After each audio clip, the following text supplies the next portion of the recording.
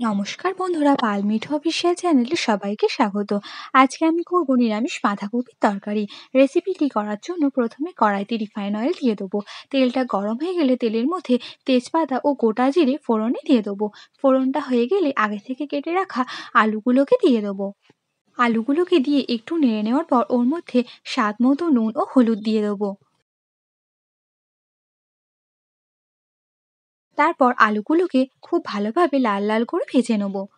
আলুগুলো যখন লাল লাল করে ভাজা হয়ে যাবে, তখন ওর মধ্যে টমেটো ও মটরশুঁটি দিয়ে দেবো।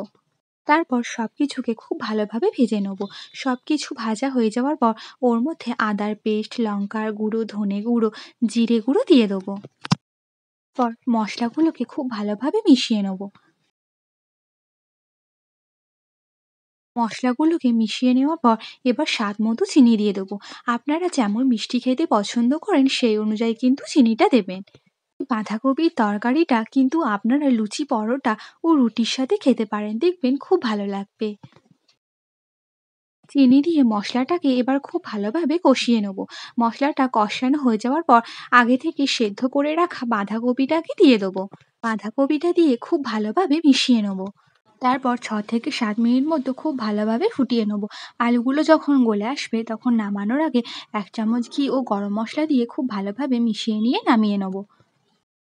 রেসিপিটি কেমন লাগলো কমেন্ট করে জানাবেন, আর ভালো লাগলে লাইক, শেয়ার, সাবস্ক্রাইব করে পাশে থাকবেন।